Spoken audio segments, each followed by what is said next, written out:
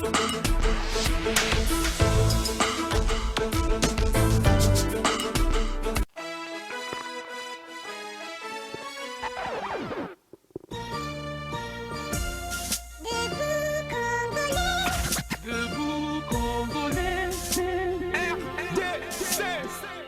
na bino ba papa ba maman na bilenge oyo ezali agence na bino Smart Consulting oyo ezosalela bino musala ya kitoko. Toza na ba bourse d'études pour na bana na bino oyo bakokende kotanga na étranger etc. yango ebimi papa maman milengela yaka na bureau pour na ko se renseigner pour na intérêt ya mwana na yo.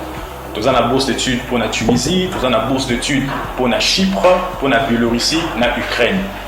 Pour na ba nyonso baza na posa ya kosala tourisme na Schengen, na Canada, na États-Unis, na Turquie, boya tozosalela bino assistance visa na $500 ya pamba. Ata yo mutu oyo oza commerçant, oza na posa okende kosomba biloko no na Turquie, na Chine, oza na posa obeta ma tour na Dubaï, yaka na Smart Consulting, tozosalela musala ya kitoko. Nous avons toute une équipe de professionnels qui seront là pour vous assister. Ba numéro na biso eza na se bobenga biso pana ba oyo nyonso balingi kokutana na biso baya na bureau toza na commune ya Lingwala na avenue Nyangwe numéro 269 arrêt à Sanef référence Kin Marché. Bienvenue à tous. Smart Consulting avec $500 on peut voyager partout dans le monde. Merci, lundi 11 janvier 2021. Merci, Nabino Sosika Boswami. Tobanzi était week-end et l'équipe à l'âme, ou pas à Congolais Nyonso, en son ensemble, puis à Kino en particulier. Tobanzi était lundi à l'Elo Bobandi, en Gona Makasi, Nzoto, Kolongolo.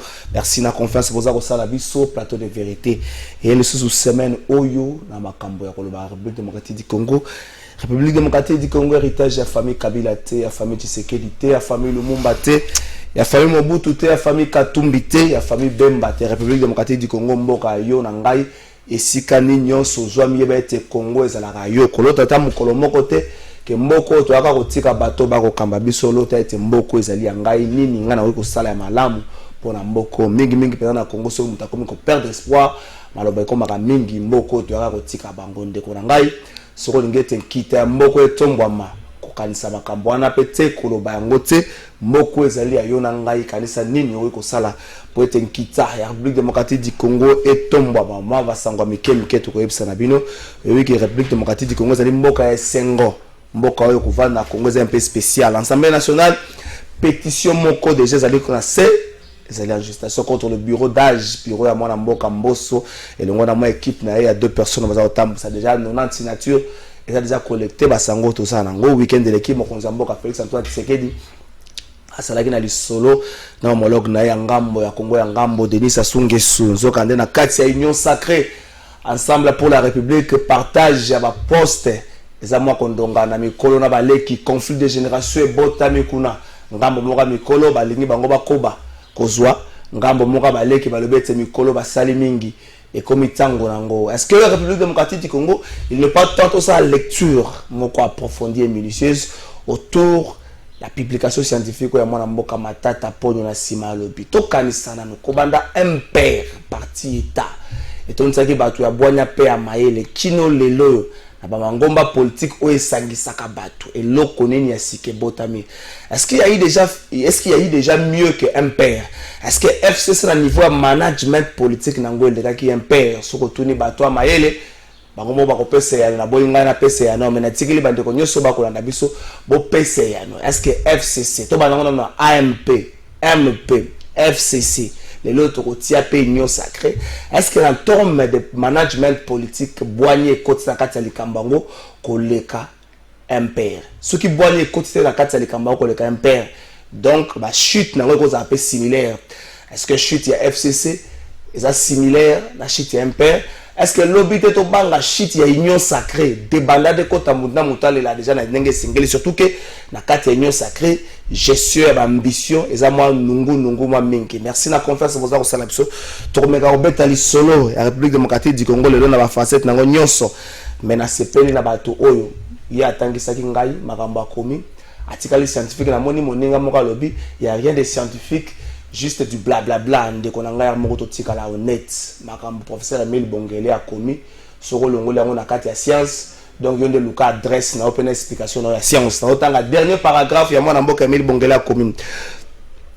Au plan de la sociologie politique, les faits vécus et relatés ici veulent confirmer les thèses que nous avons toujours avancées contre le juridisme en politique active.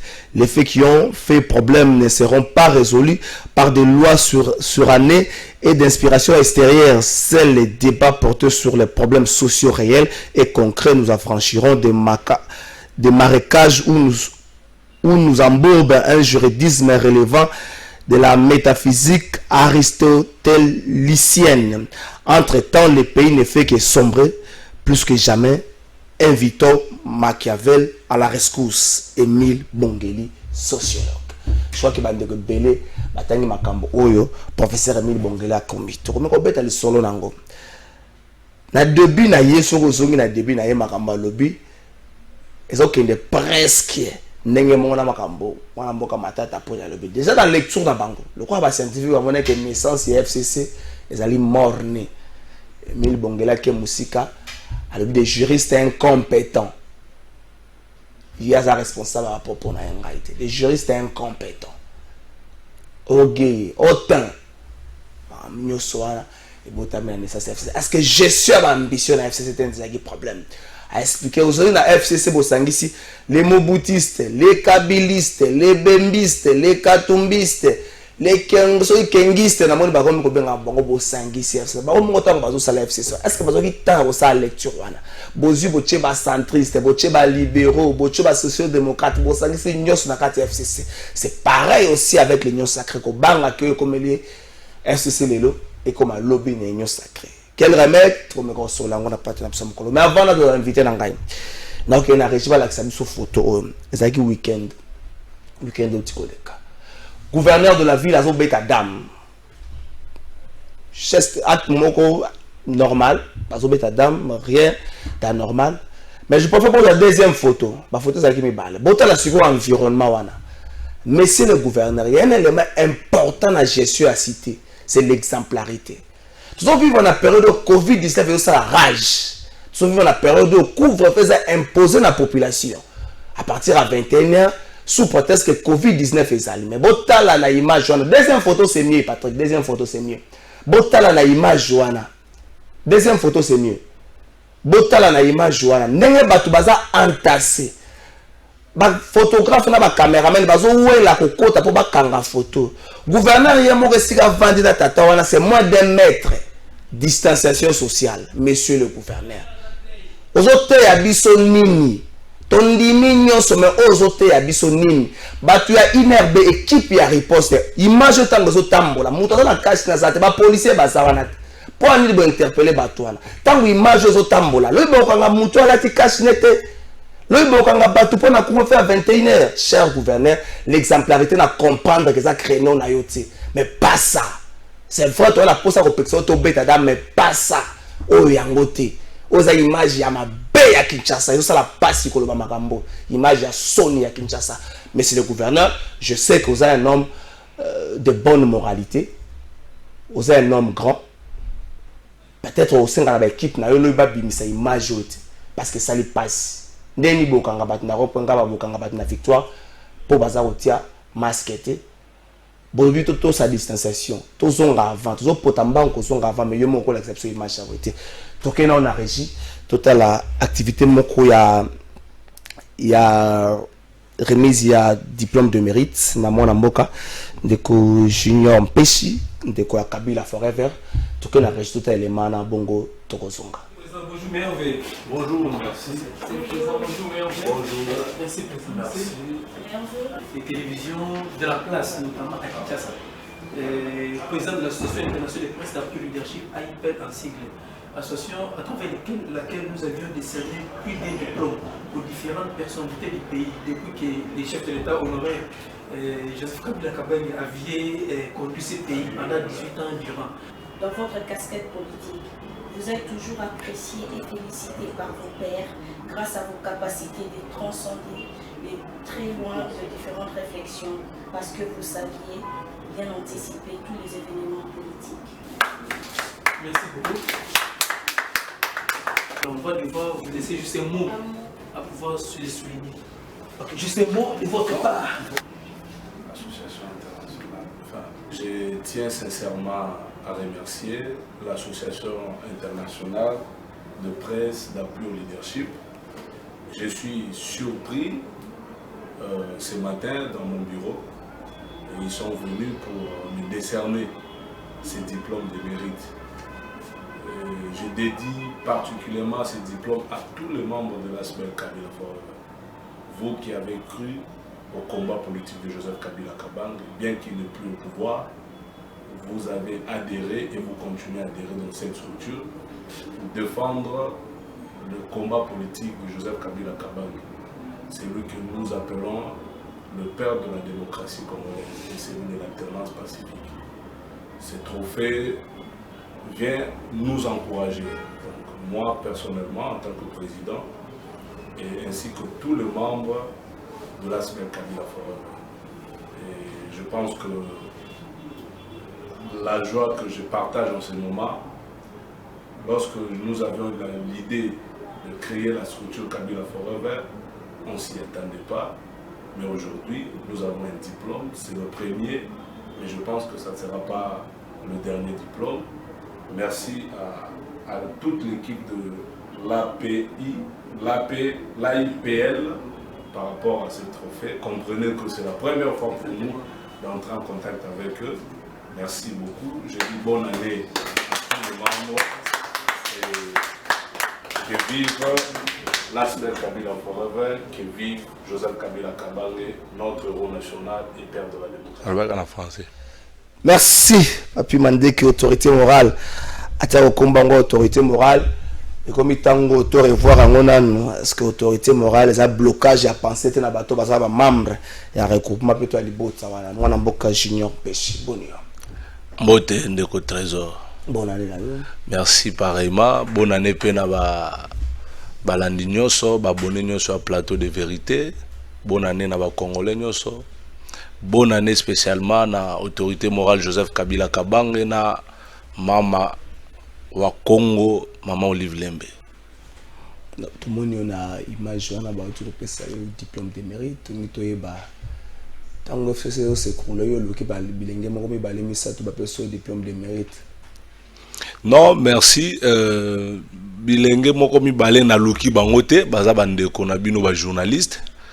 Na mona kaka message koti na téléphone na ngai. Balobi photo pesa yo diplôme ya mérite. Par rapport à combat politique nayo, constance, loyauté, fidélité na Joseph Kabila. Nde ba monaki ke parmi ba jeunes au bazar au travail, oyo ba boy kolanda mai ezotiola, mais alandi ba valeur ba ya kopesa ngai. Donc mbala liboso na mona bandeko wana kaka jour wana, sengaki bango ba leka na bureau, ba pesi et voilà. Donc c'est l'occasion pour moi ya ko dédier diplôme wana na ba membre nyonso ya ASBEL Kabila Forever, ba oyo ba ndima pe bazo continuer kondima ko accompagner Joseph Kabila Kabange sans intérêt, c'est pas conviction et je suis fier les autres du diplôme à Liboso. Je crois que vous allez à soukate na musala ka torosala malembe nzamba ko tia maboko voilà. Donc fidélité à Kabila ba ko pesa le diplôme de mérite. Donc fidélité loyauté à Kabila ba ko pesa le diplôme. Ici par rapport il y a vision na combat mutan lobby oyebi ndeko trésor boza ba journaliste minene bo sunga pe ba politicien congolais parmi ba problème ya Congo bino pe bo sunga biso na sens nini okoyamba na plateau na yo awa mutu afingi non ko finga wana na loba na sens nini c'est-à-dire que à s'opposer contre vision te lo mutu wana. Mais il suffit qu'à pas présenter fromage à changer maloba. Moi je pense que pour faire la politique, il faut adhérer à la vision, à la valeur, à la moni. Parce que mbongo ekendara, pouvoir ekendara. Le président Félix Tshisekedi dans Zawanat. Mais l'ober okendeti. Arobenga ma président honoré. Et ça évidence à échapper na ngote. Alors, c'est pas pour autant le même personne au balobaki que non combat yango balé sous bakati ici et c'est par rapport à ça que bango batali que ndeko Junior Mpechi asali asbel na été comme batunyo se pour soutenir kaka pouvoir en place, mais amoni quand même que combat politique au ndeko Joseph Kabila menaka ezali combat ya malamu et nazo continuer malgré na moment oyo mutu nyonso yebi kaka bazo luka nzela ya oya kuna nde sika moi quelque chose nzela oye na lobby bazo luka yondo yebite bazo luka yango nazo loba te ya Omar ya soko basala bango na cabinet wana okuta na bato bele nzela oye bana na kati ko tika na silisa makanisi ya bandeko wana donc diplôme ba peseli yango par rapport ya sens wana ezate kaka ke non lelo omoni mutu akomi ministre les amis de tango longwe ministre les amis de X et Koufi eza biloko il faut to condamner na mboka oyo eza na sens te okite kutu na ba professeur Maël Babi la transhumance donc lelo awa lobby awa mais finalement même na ndako na bana na ba bisaka bana nini moi je suis contre bato bazo pesa biso nzela wana bandeko na ba jeune soki ava ko adhérer na parti zwa tana yo réfléchir bikenda kenda wana kindumba na politique ya propreté ba jeune ko senga ba jeune bazwa temps FCC wana bota magina banane na bata bikenda kina bikota kotati wana yaki problème te bo pesa bango ba responsabilité te bata bikenda kina bibota bikota kota plutôt bo pesa bango responsabilité so batunyo motuna na bato bana FCC. Quelles sont ces personnes où la botami na idéologie ya Joseph Kabila? Rozanga yano. Idéologie ya Joseph Kabila. Nazanga yano ndeni. Na FCC. Non, mais peut-être pour éviter ya reciter ba combo. Non, mais pour répondre na idéologie ya Joseph Kabila. Parce que on a quatre mutu mora. Toi ba mobutiste, Tshisekedi, ba lumumbiste, mutu botami na idéologie, c'est-à-dire que yé makamyo so bandi yango idéologie na ngona mutu ya Joseph Kabila. Ngai junior petit. Na FCC zaki nani? Oh, nazala kito nazana. Bozanani. Naza? Na FCC naza kada. La conférence des présidents zala. Mais aux la conférence de président bon ceux qui toqué na logique wana professeur Nemi Mouilania aza mobutiste était aza kabiliste on vérifie oui on vérifie na tiroir na carte ya MPR toi idée rien le professeur Nemi Mouilania tout ni comme on a pécho d'ailleurs vous pour comprendre que ça élève Nene Joseph Kabila c'est là na peso exemple moi pendant que tout le monde bazo ko lakisa ba français na bango na TV yé azu adopté ka comportement ya chef na le raïs silence azande na makambo ko lobana ba ezebele na mutu na ezebele on appelle surtout ninga mutu nino aza mobutiste et aza pena mutu Joseph Kabila basé belé mo le sengi moko le professeur Nemi Mouilani échec PFC c'est ça mutu na est-ce qu'il faut comprendre quelle est cette idéologie de Joseph Kabila échec ni na FCC FCC échoué nani mais batunyo FCC ba solo ba na lobby avant la zone na épinglé le retour like ça ba image makambo ba COVID-19 mais obi moko ngai na komi ko comprendre que batu mingi babandai ko loba babandai ko critiquer kaka tant bazo mona elongi ya Joseph Kabila c'est comme si ezalaki haine contre un individu. Comment expliquer neti wana mona olakisi image wana ya gouverneur mais il y a pas plus longtemps wana oya plus de 300 députés entre guillemets de balobaki bazo tout anati zelana nous papa aux journalistes batia peuple a robamba mabanga soko bloqué batia immeuble na lobby boye ezala table dine ezali na distanciation 1 mètre te écoute arrête omone loko zo boma biso ndeko tozo tolingi ko défendre makambu o ezala mabe tozo sunga pe mokonzi mboka te bolobi bien que rassemblement à 10 personnes et ça les maté. Vous invitez les députés plus de 300, soit disant bazaki 300. Na salle wana bocha image peuple aza komona. Bango ba rovana na bango bazolia bazomela. Na mesa wana yo mona ki distance ya 1 mètre. Il y a des gens qui bando sala ba collade, ba vidéo ezali. Mais yango bilanga kande bolaki si ezala ngo pe mabete na côté lingo bilate. Mais il faut makambo bandaka na sommet. 10 personnes ba kutana te. Mais mokonza sangisi plus de 10 personnes. Wana eza mabete.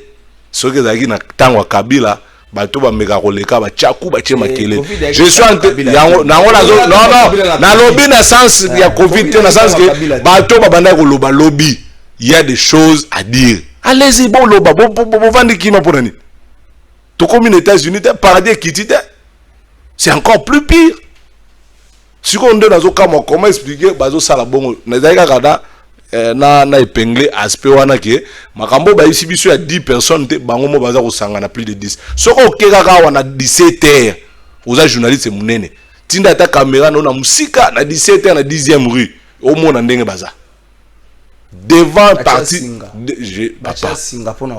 oh mon Dieu, devant le parti présidentiel na 17h soko lingi bato bazolanda bazo comprendre que yozo défendre le mal mais oui batele makawana na continue lo image soko bato bazolanda nga babi que na 10e rue na 17h plein à craquer ba hôtel mawana baza plus de 200 100 personnes mais mon konzambo ka lobi 10 personnes ya pam donc tout monde va combattre vision chef de l'état les FCCT wana ba élément peuple azolanda biso chaque jour na 17h na 10e rue bazoto sa ba mesure ya ninte mais kaka maman azoteka lipa na ye na rond-point ngaba ndeko aza ko tala cop na ye na rond-point ngaba nde ba ko benga na ye o ba doit telemi mais pendant que les gens sont là plus de 10 personnes ils ont ba parenthèse il faut dénoncer le mal surtout l'in Congo qui est liboso siko par rapport à motuna na o ya FCC bato baza ko loba FCC ekufi.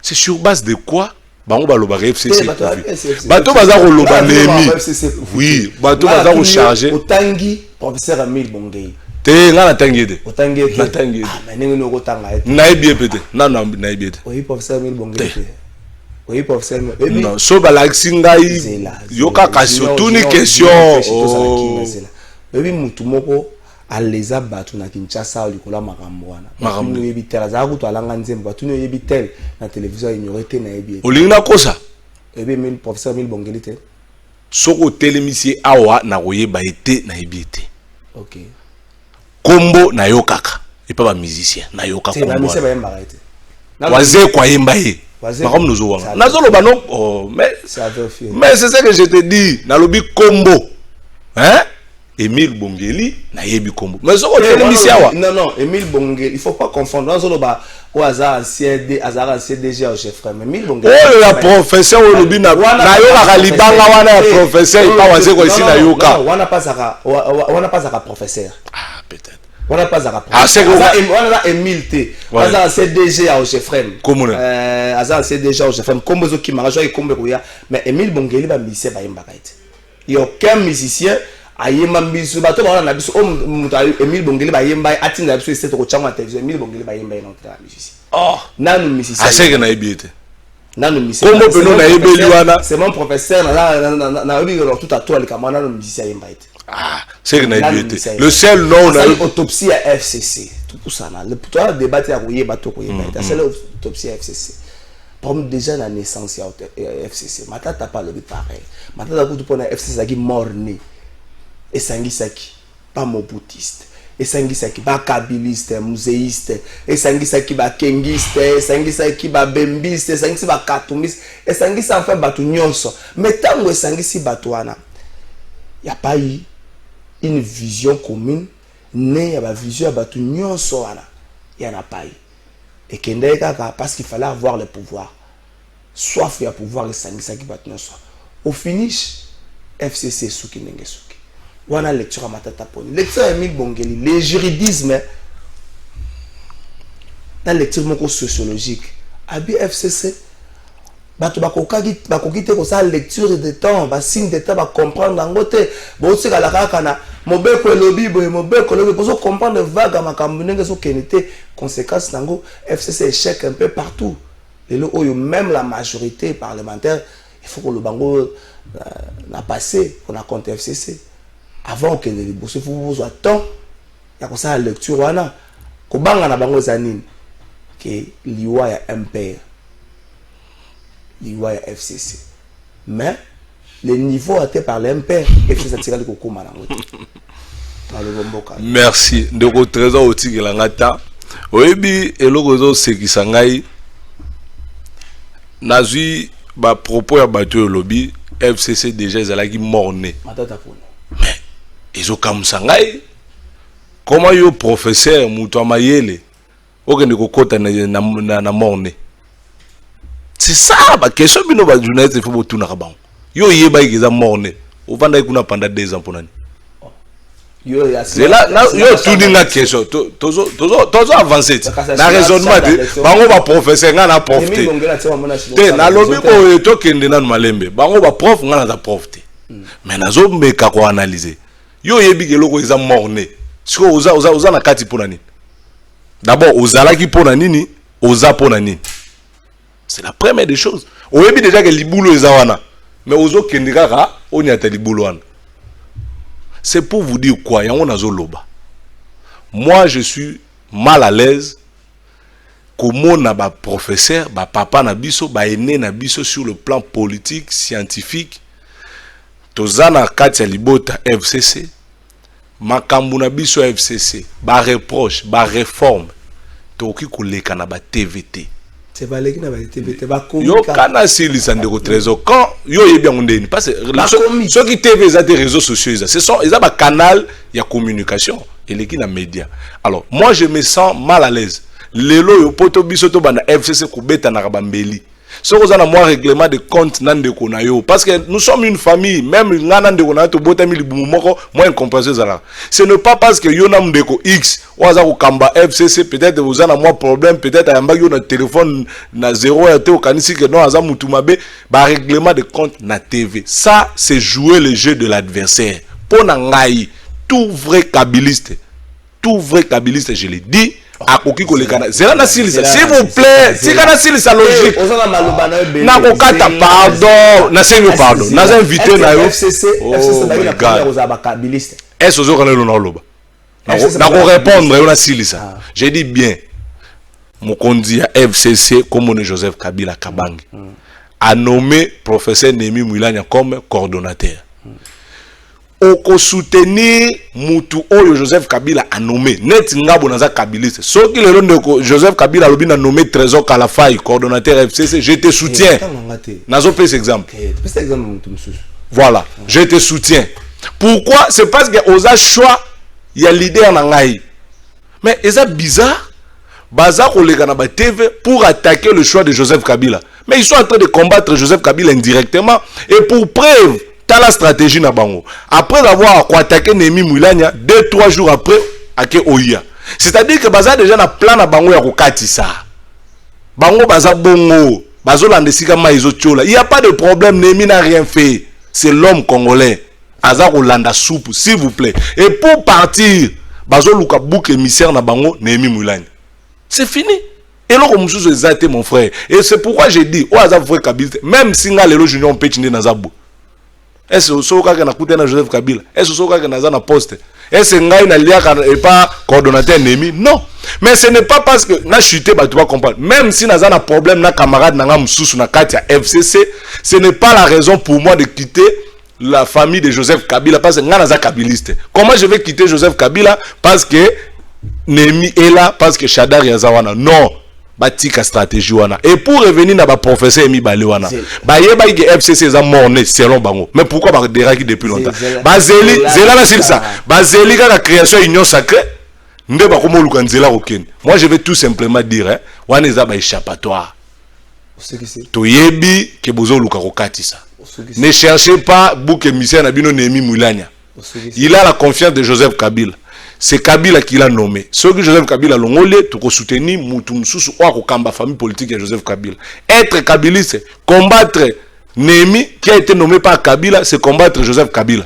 Et donc, c'est ça la réflexion. Batika. S'il y a des réformes, s'il y a des choses, Batouana Nyoso, Baebe Sikanini, cadre Nini, Yarosolo. Batoumsous au monde a l'équerre à critiquer. Maintenant, les décisions sur FCC Zouamaka, Néro Trésor, et la signature, il y a un regroupement Nyoso. Je dis bien par regroupement nyonso. Même il y a bateau balobiwana que non FCC a morné. Quand il s'agit de signer un communiqué, une décision, bah on peut la signature. Mais pourquoi la boire signer pour l'acception que non, on a toujours été contre telle décision. C'est une façon à reluka échappatoire ba katisa. O ya moni galinga kende akende. Muto afula batu nyonso wana kombo na ye zela na silisa maele kokata batu ba comprendre une fois pour toutes FCC ko kufa te na silisa MPR soke limo c'est parce que Mobutu n'est plus so Mobutu azala batu wana pe ba zala na ye parce que mkolo vision aza Joseph Kabila aza vivant vision na ye tozanae tokotikala nae ye mutafuli bilongi bato zo tanga wana donc tant que ye moko aza mukolo équipe azali ata joueur atekami bako créer joueur mususu Ronaldinho alongwa na Barcelone Messi aya Didier Drogba tanga longo Côte d'Ivoire na sili sawana tant Didier Drogba longo Côte d'Ivoire batutu bakanza que Côte d'Ivoire est sili et Koufi mais dépend à Didier Drogba et Pessi Coupe d'Afrique na Côte d'Ivoire. Vous pensez que le FCC est sili pour monter 2-3 personnes au bazo kati sawana? Non. Joseph Kabila est là, le FCC est là et nous allons continuer le combat. Oui. Heureusement tanga ki matata ponyote parce que matata ponya sugi kaka l'analyse critique sur le FCCT a ketine analyse critique sur l'union sacrée. So tanga ki matata ponyo je crois qu'il y a un argumentaire où il y a le bazo luka ba kati se ba lobi le pour ba kati le benga o lo bangote. Deuxièmement, tant que le FCC faut un kabiliste Pessi bango sous raison. Qui vous a dit que Batunyo se bagine na FCC vous a raison na naissance FCC bon le bagini une autre façon de voir de gérer les pays bon sang ça Batunyo soit ensemble na kata Batunyo soit il faut reconnaître on gagne de Lumumbi c'est des Bembi c'est des Kengiste il y a isso de Nanyoyo mais quelle est l'idéologie commune née de ces différents partis politiques ou Botsaki FCC exacté c'est aussi ça le problème mais je trouve que na makambozo loba Olobe Joseph Kabila vandi apesi pour bokonzi na Nehemi Mwilani. Est-ce que ça qui après concertation Joseph Kabila vandi na meeting na yenenga ngango mingi aju apesi bokonzi. Est-ce que ça qui après concertation yo vanda na kicho pas na biso na mot d'ordre so ba loba to ba discuter kate. Omoni makambo ngone ngisala. Bato ite pesa ba mesana na exercice so makala data la kata bango. Ba mesana na exercice oyo secrétaire général lobby Kabuya lobby mutu moko leki na balabala telemelie. Mais na sima ba vandi ensemble tende ko ta telemelie ko process. Ozo mwana ngo bozo ko makambo wana te. Bon, Kabila va nera abo na tie Nehemi. Est-ce que Nehemi azwaki lipamboli ya bato nyonso na suki sape? Tant lobi ke bato na bakota na kati FCC. FCC lobi za ba recoupement na ba personnalité. Mais bato so mbalo tangi. Eza professeur Émile Bongeli. Eza la matata poni. Baza na kati ya PPRD c'est le PPRD qui va. Eza bango te lokola ba personnalité. Ce qui est basé dans la carte c'est par rapport à une idéologie. Tant qu'on peut perdre à FCC. Tu penses qu'à chaque fois que Chadar va signer la déclaration FCC à tout Narabango? C'est aussi ça le problème. Merci. Mais tout à l'heure, on a dit que naza mal à l'aise et naza ko cautionner te oyo batuana baza ko sala. Olobi ke batuana baza na PPRD. Tant yo moni que problème représentant na bino par exemple SP Chadari akendaka a signé bino boyebité. Et si quand moni ya kolobela la makamboane zande na média, c'est là où il y a le problème papa. Pourquoi c'est à la télé qu'il faut venir dire balobaka le linge sale se lave en famille. Yo moni ke mabe salemi. N'est-ce pas? Parce que baza toza ba sainteté, toza bato, ba erreur makambo zalaka. Mais pourquoi utiliser la télé?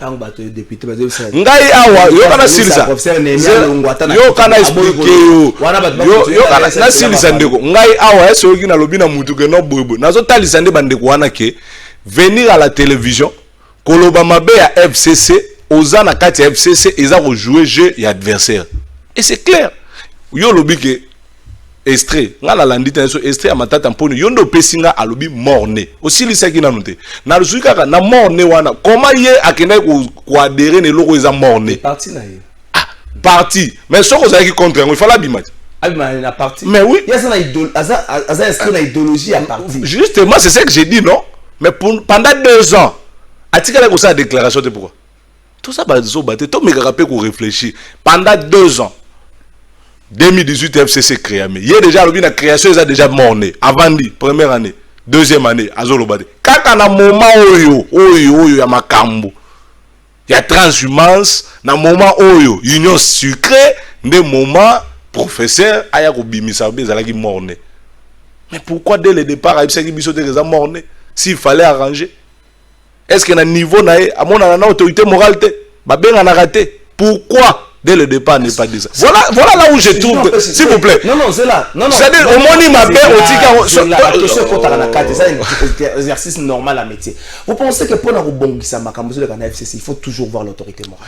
Tout le monde a bongo. Mais vous pensez aussi que il a vu quelque chose de mal. Morné, c'est grave. C'est grave. Na niveau na ya sa mona ki ngo morné. Supposons que ça morné. Admettons. Mais pourquoi anticiper quitter même 2 mois après, 3 mois après que le batte il fallait que vous ayez l'union sacrée, l'union sucrée, l'union salée, ça le mandat ou déclarer bon. C'est là où il y a le problème, mon frère. Tout ça n'a pas besoin de contre-traiter. N'a bien que FCC, tout ça va santé, RRP et ça le maka. Et koka qui peut gozala. A koki peut gozala na raison. Car mon aïe est mort. Mais pourquoi on tique à 2 ans? Et yo moko pour vendre 4 logo pendant 2 ans mort. Pour votre information, à ça un regroupement na moko atik. C'est pour lui. Yo quand ça peut perdre non. À ça un représentant à chaque réunion il y a FCC un regroupement atik. Ou signera. C'est lui le chef. Je vous donne l'information. Chaque fois qu'on prend une décision à FCC, il y a la signature, il y a TIC. Luka Yango. Donc, vous avez signé les logos morts pendant des années. Voilà pourquoi j'ai dit, tous et vous utilisez le média pour venir dire que ça morts là où vous avez un regroupement. Et pendant 2 ans. Et pourtant, vous avez une famille, vous avez une réunion, que logos sont morts. En tout cas, tout ça, ça. Si tu peux te retirer. Que non, regroupement, on a préféré le parce que l'on est mort. C'est ça aussi l'élégance. Il y a science. L'élégance voudrait aussi que ceux qui. L'élégance voudrait aussi qu'après un échec, bah, vous s'élever un peu trop pour la relève. Non, tu as mal géré, monsieur, vous avez mal géré. On s'est retiré calmement. C'est aussi ça l'élégance. Nemi Moula ne veut pas. Honnêtement.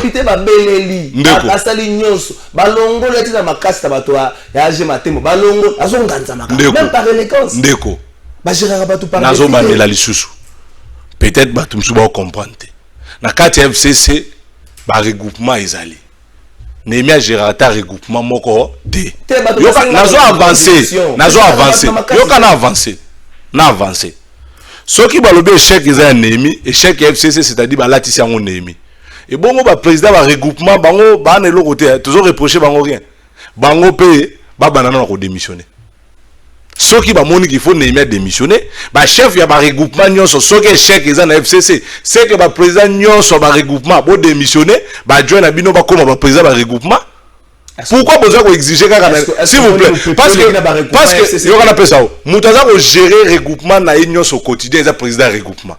Yenda gérer ba député na, yenda zo landela bango à tout moment.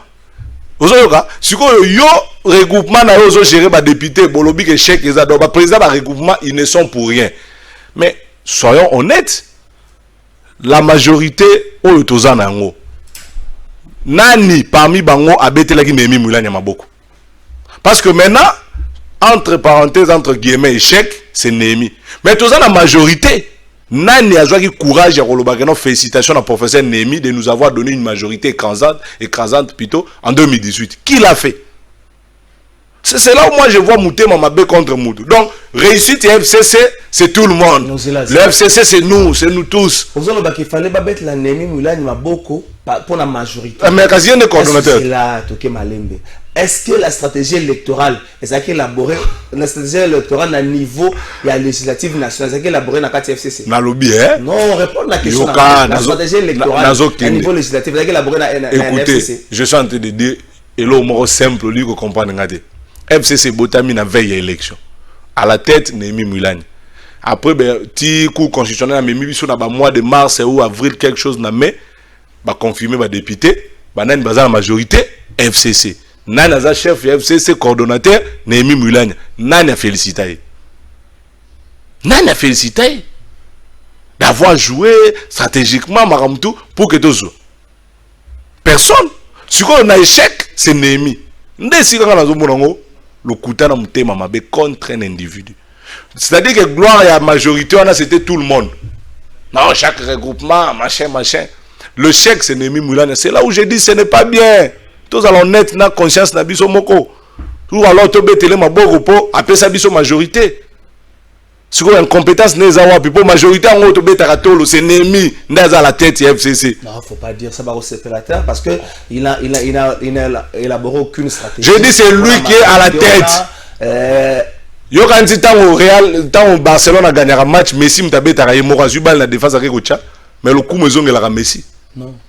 Au bossa maison la coach. Ils ont la coach. Bon, surtout, ils ont Nemi as a coach. Nemi as a coach. Nani coach reste. il faut être coach. Oh, mais n'a pas coach wana. Coach Isaïe Kabila. Kabila za mkolo équipe, coach te. Aza président équipe. Tout pour ça. Coach Nemi. On comprend si on n'est pas. Voilà pourquoi j'ai dit bah prof Bosunga Biso, vous connaissez là où vous pouvez régler le problème. En tout cas, moi personnellement naza mal à l'aise, naza contre komona FCC boleka na ba plateau pour na attaquer ba ninga. Vous pouvez arranger. S'il y a des réformes, tout l'obelanango ensemble à l'interne. Évitons ça. Junior Pêche, tu ne penses pas que FCC avec Némi Moulani, le roi Batou, Balingi n'a pas le société. Ceux qui sont restés fidèles à Kabila, Balingi n'a pas le société, même par élégance. Tu ne penses pas que Némi Moulani a par élégance? Mais qu'est-ce qu'il a fait? On a peine à comprendre. Comme ça, émission à l'euro, Némi a sali, Nini. Zéla, par élégance. Au vent de Kambesi Kamoko, par élégance. Ceux qui sont restés fidèles à Kabila pensent que Némi Moulani n'est pas l'homme de la situation. Par élégance. Il y a un lobby, hein? Si quoi le problème n'a pas, pour l'année qu'on utilise les médias pour nous le non Némi Kende. Moi aussi je leur pose la question par élégance. Bah yébe si gani ba kokuta na nae. Bah yébi comment ko kende na Kashamata na Lubumbashi ko luka komona na autorité morale. Pourquoi c'est la télé? Et pourquoi avoir attendu seulement la création de l'union sucrée, sacrée, salée? Pourquoi? Rapport à comité de crise. Pourquoi kaka moment oyo? Rapport à comité de crise. Na lobby hein? Na lobby hein? Ko kanisaka te so batu nyonso baza contre mutu nde mutu wana za na mbeba. Keba peuple asenga ba libérer Barabas ba boma Yesu. Mais Yesu nde mutu malamu, mais basenga libération ya Barabas. Ko kanisa te soki batu baza ko senga Néhémie démissionner, ne Néhémie mutu mabe. Peut-être Néhémie ndaza na rigueur, azana sembo. Siko batu mususu ba senti que ko tambolele ya Néhémie na biso batu ya ndenge moko boy ezo simba te photo chai makelele. La fin justifie. Voilà. La fin justifie. Voilà. Donc ne pensez pas to jouer na nini. To jouer na nini. Azo buka mikole photo tsango pe na mutu na ye. To jouer na nini. D'ailleurs batamaele balobaka échec eza processus ya réussite. Oyebi yango. Échec makasi ko leka. Échec eza processus ya réussite. Échec makasi ko loka ko panza na wana ezate. Majorité kei. Majorité kei nanu te. Majorité. Mukolo ko kende to komona soki kei soki tikali. Ah, beaucoup de créer manœuvre autour de l'âge, il y a le plus vieux, beaucoup de créer la pétition contre le bureau d'âge, majorité qui Ndeko, ngala lobi boye, pona ngai, majorité ekende te, naza kabiliste. FCC ekotikala. Oya moni qu'il faut qu'il y ait une union sucrée salée accueillie, mais botika koluka ba bouc émissaire. Parce que na logique nanga, j'estime que Joseph Kabila nde anoma Néhémie Moulani. Et je vais soutenir le coordonnateur du FCC Oyaza Choya Néhémie. Oloba ke loko moka ke non to sangisi ba mobutiste ba tala biso tant FCC salema l'esprit à Joseph Kabila eza ke asangisi ba congolais nyoso oyoka pona ko gérer Congo. Totala kite katumbiste nani soki bembiste te biso totali kaka congolais. Yoka na sisa to ba congolais. Et yoka honnêtement quand quelqu'un vous dit Nazana FCC je ne suis pas kabiliste aza lukuta. Aza lukuta nene. Mais ngam nazo biso. Na lobby ndeko trésor ngai Junior Pechi. C'est là ngai Junior Pechi na sali Asbel Kabila forever. Yo ye ko adhérer lobby na président na ote. Yo sali Asbel Kabila forever. Eza pona maramna yo na Kabila. Joseph Kabila mutasali FCC. Ya Joseph Kabila. Tout le temps, la vision, il y a Joseph Kabila. Mais là, la vision de Kabila, c'est qui? Qui est kabiliste? C'est le seul qui est FCC, c'est kabiliste. Tu veux me dire que vous êtes FCC et puis je suis moboutiste dans la 4 FCC? Ah bon, moi, je suis sûr. Il y a un lobby. C'est que je suis sûr que il y a un lobby. Il CPL pour l'année. Marambo nyonso pour nangai na kumisi nzambe. Mieux vaut aux alata yomo mal entouré. Ozoka, Fidel Castro a gagné bataille avec 50 fidèles généraux. Dans le moment où je me réjouis. On peut perdre même la majorité. Bakati Sabaken. Le fidèle de Joseph Kabila. Nous allons rester ensemble et nous allons rebondir. Mieux vaut tika la tasse sans. Bah vrai. Que bateau balandarama isotiol. Le président Félix Tshisekedi doit aussi comprendre ça. na betaka sete akoyeba ba vrai tshisekediste jour akolongo na pouvoir. D'ailleurs tant papa na zalaka vivant na opposition monde bakati sakati bazongeli pour Monique azui pouvoir, il va partir, il va quitter le pouvoir batona ba. Mais le vrai tshisekediste bokoyeba bango après mandat na. Aujourd'hui Joseph Kabila azana esengo azotalande bato bakende de bango moko Augustin Kabuya basala qui même pas bato baso kati papa Koufida te na lobi on te na pese c'est déjà facile mais c'est ça que j'ai dit mais bamsu soko tuni bamsusu baye IDPS ka lobi so ba boko rebondir na emi et vous a passé pour bato batikali ba s'identifier comme des vrais kabilistes baso supporter na pese exemple zela avocat aux mystique la point de presse il y a aux mystique peuple Louis France, na dossier, il y a arrestation. Il y a maître Pascal Niembo. Donc, il y a régie quelques minutes. Lorsqu'un détenu arrive, il ne peut être mis au cachot, dormir pendant les heures, que lorsqu'il y a un mandat d'arrêt provisoire lui imposé, lorsque le magistrat trouve qu'il y a des indices sérieux de culpabilité dans le chef de la personne. Maître Pascal a fait 2 jours au parquet près la cour d'appel de Kinshasa Gombe, sans un acte de détention, aucun acte juridique. Et jusqu'à ce jour où je vous dis, Maître Pascal Niembo est le seul détenu congolais qui quitte le parquet pour aller en prison sans un acte de détention. Il n'y en avait jamais eu. On le prend à 5 h du matin dans un véhicule blindé. On l'amène à Makala, d'abord sans savoir le motif réel, sans apporter de preuves, parce que la responsabilité des preuves incombait, c'est qu'il avait accusé. Et il n'était jamais face à ses accusateurs. Personne ne s'était jamais plaint. Seul l'air que nous respirons qui se plaint du comportement. C'était une occasion pour moi d'interpeller d'abord le président de la République. Parce que le chef de l'État congolais, Félix Tshisekedi, est venu de l'opposition. Et l'opposition, hier, le seul discours contre Kabila a été des arrestations arbitraires et illégales. Mais si la même chose devient récurrente, la même chose est reprise, même avec exagération, mais je ne comprends pas, est-ce que l'État de droit doit être sélectif? Ça, c'est à l'intention du chef de l'État congolais, le président de la République. Lorsqu'un détenu arrive, il ne peut être mis au cachot, dormir pendant les heures, que lorsqu'il y a un mandat d'arrêt provisoire lui imposé, lorsque le magistrat trouve qu'il y a des indices sérieux de culpabilité dans le chef de la personne.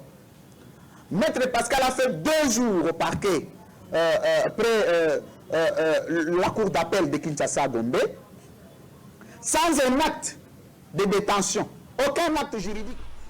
Merci Nabandeko baza niveau ya régie Junior Pechito que malembe na suka émission na biso Union Sacrée Botami FCC au bord du ruine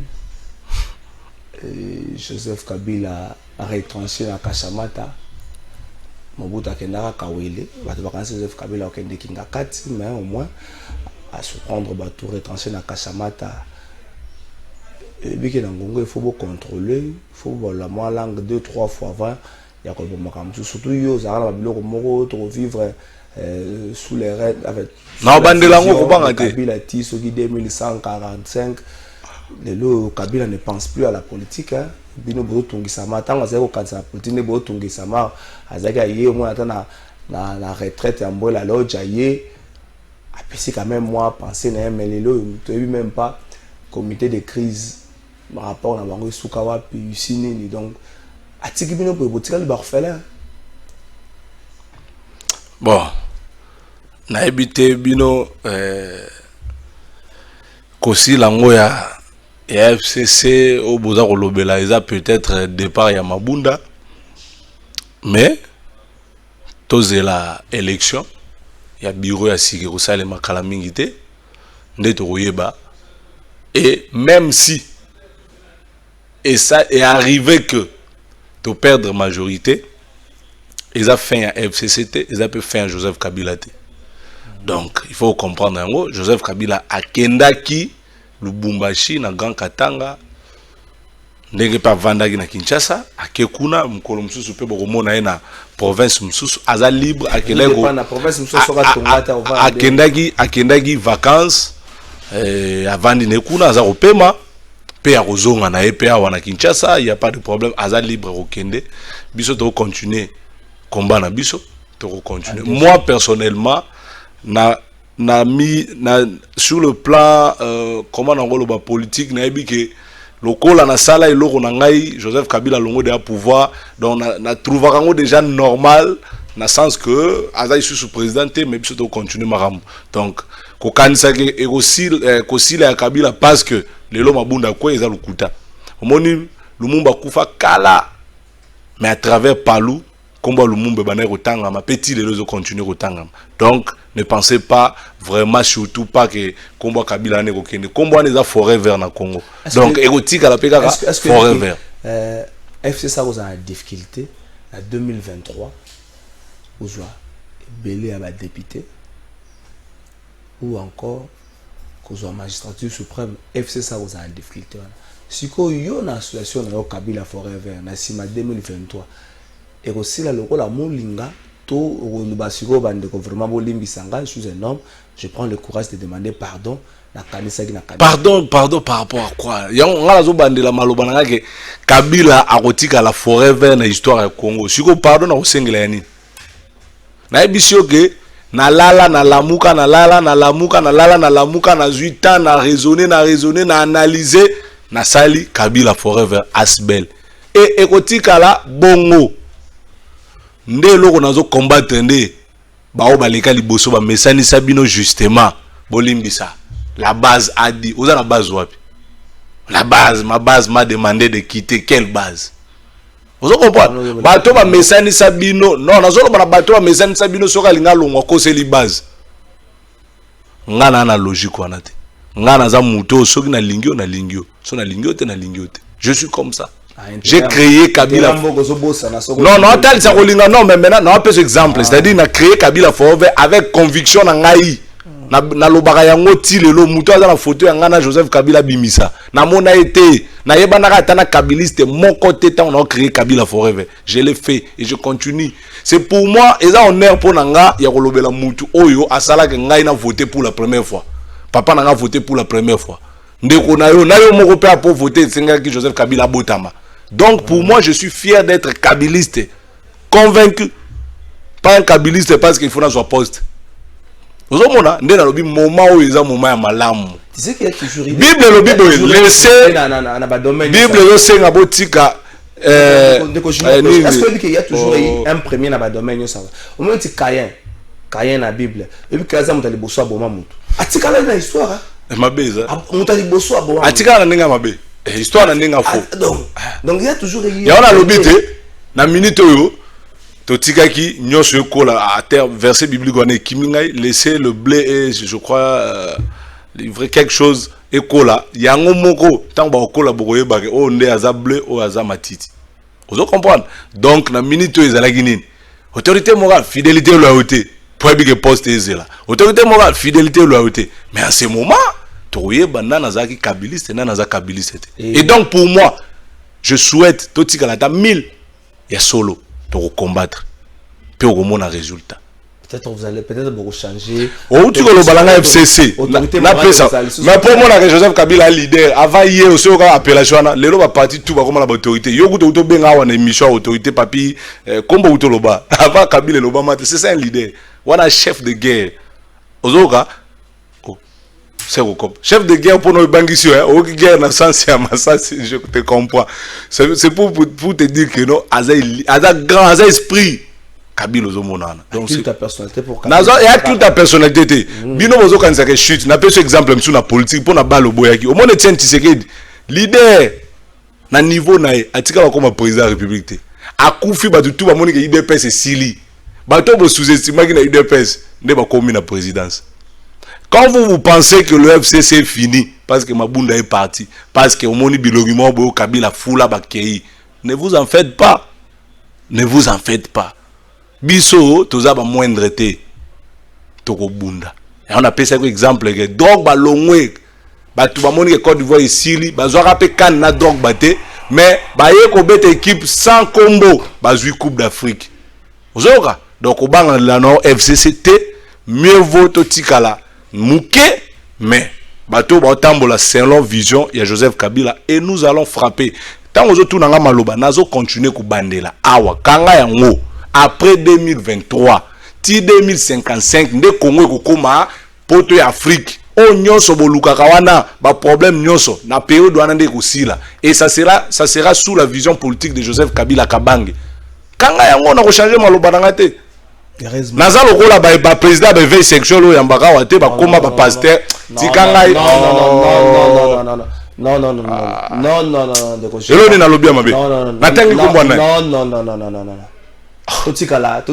totikala na makambo tozoloba muto yo ya makawana chaque jour a koloba mabe ya rais siko yo ozoluka kotele nini non totikala na émission tikala na makambo ayaka koloba biloba loba kaka wa s'il vous plaît tikala na makambo bon na comprendre un président du parlement de Bouya ya bandal to mais il y a pas de problème tokene malem na soir mais boy bisaye soka bongola mutema te nzamba modire abongola mutema basakana na nzambe te moi je suis un chrétien juste ça hein atika juste soka yawa ngala osepela so yawa bengaka ye président ya soki mouvement nini tika ko bengaka ye pasteur so yambiao c'est ngapa patsa lelo oando bengaka évêque so na vandao soza évêque naza évêque soko yambinga naza évêque junior petit président Sibel Kabila forever sokanga mane na titre te po muto yambaka wana aya lobela politique mais bino bopesa na casquette ya pasteur ndeni junior pesi na misala donc sika ote ya Yesu ekoma sika ya koloba komba Kabila misala tala nzamba lingaka bongo te Dieu est jaloux na chair na ye batiela ka oma bonza otonge église na chair olotanga kombo ya Yesu Kristu yo totanga ka kombo ya Joseph Kabila na chair Dieu va te maudire ndeko junior pesi ebi ko zelenge ah c'est malé mosolo ngwana FCC ah déjà so effacer komba ya Jikaka na ngamba lobby na lo FCC la kende wapi parce que ba ko benela permettre so effacer komba Jikaka na tala teni oyo za oyo batekaka te oyo na tongisinga moko na bachena olongo komba de Jikaka malé alobi no boye papa reste ba to amoni komba Jikaka eza papa émission passée papa ozaka nango ezali na komba merci Junior zela nano lingo ko sa peuple zela kasi dazo kosa maloba to ko malamba ezala kaka boye merci d'ailleurs pour émission ko yana rolata siko ilamba lisusu na photo ya rais na bisa yo papa merci yo s'il vous plaît chuter ba jeune bo ça la politique ya libumuté so oza pena mutu oza na personnalité oza lâcheté ko kendaka ko adhérer te pour proposer $10 $20 pour ko sila. Je suis fier na bandeko nyonso o baderaka na Asbel Kabila forever sans ozwata un franc bayaka na ba activité bango kunde ba kotizaka tina ye mission boso na futi mbongo utaka pa ba membre merci c'est ça on fait sa génération sika politique ya sika et non politique ya Jalelo et puis ba papa msusu bokoli Jalelo tina ajoyo osali Jalelo na Mobutu oyena Kabila oye susu Jalelo de pas président Fachi merci ndeko junior mpesi to komi pratiquement na suka naza ko rappeler bandeko oyo tozopesaka message pour na compte ya ONG wana bakitaki da libala tina 5 bosali 5 bovanda nanu kaka bo sala kaka oyaka to vanda opesaki kamsusu opesaki mbongo la commune okendaki te ba mama il faut boza prudente parce que likambana mingi bonga makana de faveur na bino ONG oyo ekosunga bino po ete bo kende bo accomplir acte civique wana bosa libala civil et puis ko permettre parce que ko mapeza mwasi ya mutu wana ona zaka mwasi ya papa gi mais soki bobala na gite na leta zaka mwasi na ye na ndenge ya lisolo soki mabe komi lobi tuzo souhaiter ngote mais et comme ba famille ba bengani yo ba mandeke ba so ba bakyo biloko libanda et oza problème te ba bi bo benga te botinda ba message normal to pe message WhatsApp boko manini kombo ya ba couple boko ma nombre d'années bosali ya libala nombre ya bana bosana bango ba ko ça la programme moko ba bina bisa bino ke na sima nyoso na fête moko munene zali ba ko salisa donc comprendre que batu moko non seulement ba osunga yo bala civilement mais ba sali peut faire avantage mais mingi na osenga na bango après ba mesure ya COVID-19 pour na ko permettre ba ndeko ba fête ba ko mati ba 2h40 ba 3h65 merci na bino numéro yango bolo bateke obokoma kiti 099 069 3009 099 069 3009. Ndeko moko azo fêter anniversaire na lelo na vanda na mwatango molai mwana mboka Versini Konda. Bon anniversaire na yo siko zwami nzambe apambola yo apesa yo ya mingi pe abatela yo bwanya na maele kola na yo longo sango ya mawa ndeko Jimmy Carter abungisi ya na ye Bob Muya akufilelo suite à Covid batanga za na cité mama Mobutu ndeko Bob Muya azali directeur na SNEL responsable de la station de Funa akufi suite à Covid-19 toka bola mawa na ndeko Jimmy. Merci ndeko Jimmy empêche to sugisi 30 secondes, le basuka. Non, merci Nandingo Yambingai, merci beaucoup. Nakolobaka que namoni moi eloko moko esalemi chef de l'état agracier ba prisonnier ba bimi na batu ba ibambongo l'état na ba assassin. Mais na mboka oyo batu ba critiquer ka outrage. Le chef de l'état ozo bimisa vraiment mutu ibambongo l'état. Mais pour na outrage au sala taba de côté que non bakangi mutu pona outrage azo couper tandis que outrage ezo na zo monata mabe moko teza ko apporter na vie quotidienne peuple mais mutu ayibi ba millions e sali que appauvrir peuple congolais bo gracier les soni bozo pesa na to yiba na biso to boma to kozwa grâce présidentielle mais outrage kuna basimba raté.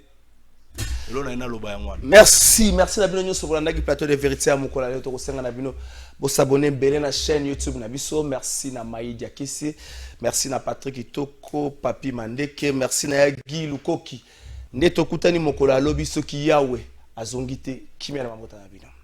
Mbote na bino ba papa ba maman na bilenge o izali agence na bino Smart Consulting o izo sa la bino musala ya kitoko.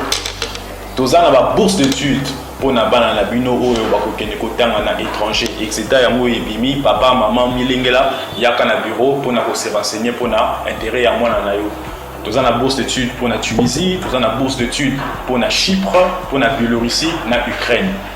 Pour na ba o nyonso bazana posa ya kosala tourisme na Schengen, na Canada, na États-Unis, na Turquie, boya tozo sala la bino assistance visa na $500 ya pamba. Ata yo mutu oza commerçant, oza na posa okende kosomba biloko no na Turquie, na Chine, oza na posa obeta ma tour na Dubaï, yaka na Smart Consulting, to sala lo musala ya kitoko. Nous avons toute une équipe de professionnels qui seront là pour vous assister. Ba numéro na biso za na se bobenga biso pana ba oyo nyonso balingi kokutana na biso baya na bureau toza na commune ya Lingwala na avenue Nyamwe numéro 269 arrêt à Sanef référence Kinmarché. Bienvenue à tous. Smart Consulting avec $500 on peut voyager partout dans le monde.